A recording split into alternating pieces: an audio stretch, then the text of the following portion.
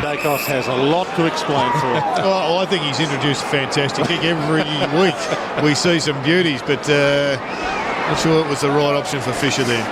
Maybe we should have heralded a bit more some of the old-fashioned two-sided players who were able to kick goals on both feet. Yeah, a left footer would have gone straight through.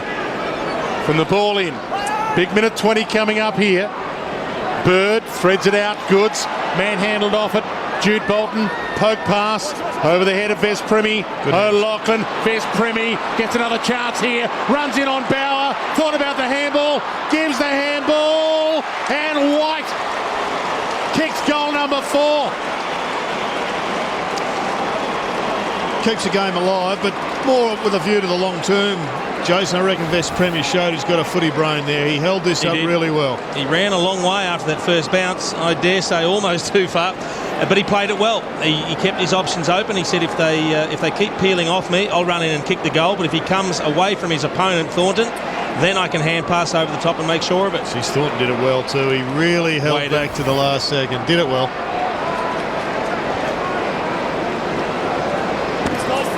You're right about Ves Primi's footy brain, but Jesse White's footy brain there to step back and cause some space for the handball over the top was very clever as well. 59 seconds on the clock.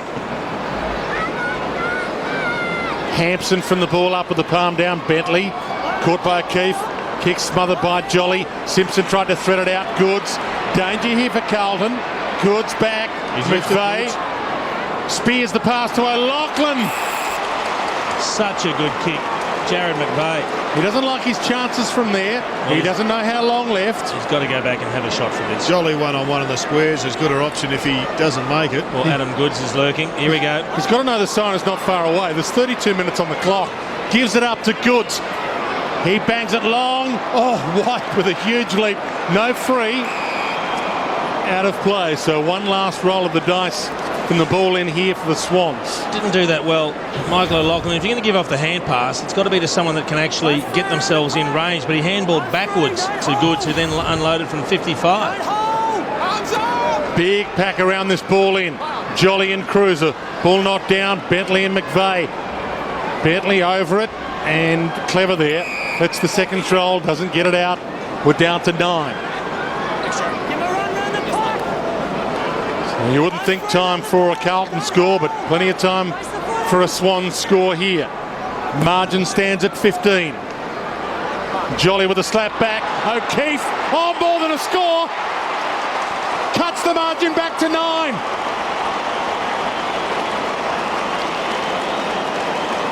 Well, probably from the game's perspective, the best thing that could have happened, just to tighten it up before three-quarter time. Paul Rue's pretty happy with that. Doesn't show much emotion, but he would know how important this is. Just as it looked like Carlton were breathing pretty comfortably, a terrific tap over the back. Oh, and that's the Shepherd. I'm not sure. We might have another look at that, Jason. There was a great block. I think it was by Mark McVeigh. We'll get another look at that.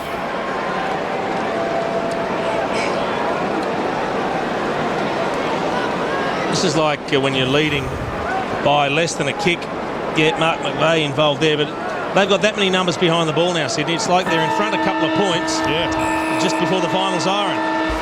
They squeezed that goal in with virtually a second left on the clock, Sydney, and kept not only the game but perhaps their season alive. Carlton by 9 at the last change. 10-8, 68 to 9-5, 59.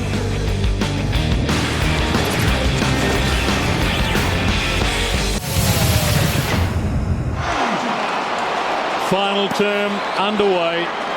Carlton by 9. Hampson in the ruck.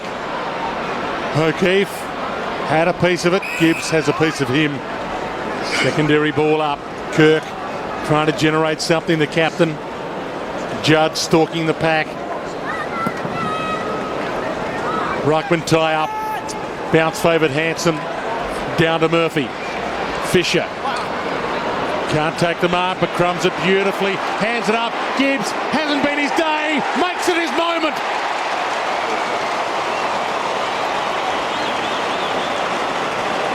Yeah, beautiful call, Dwayne. You can have a sour day, but you can turn things around very, very quickly just by doing a couple of smart things, a couple of things correctly. that help get your team over the line. And he struggled to find the footy today, Bryce Gibbs. He's had just the 10 possessions, but this time getting on the end of a beautiful hand pass from Brad Fisher and finishing truly. That was the crucial, the all-important first goal that the Blues got. Breathing space again. The Swans have to bounce back straight away.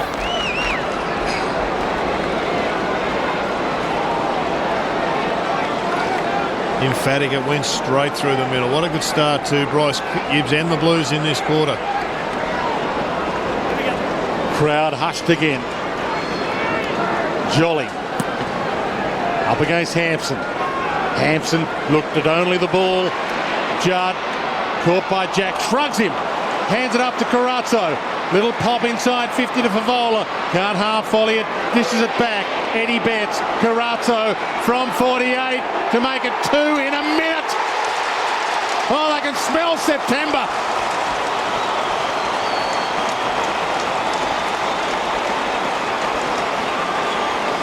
Well, 2 centre clearances, 2 forward moves, 2 goals, and probably 4 points.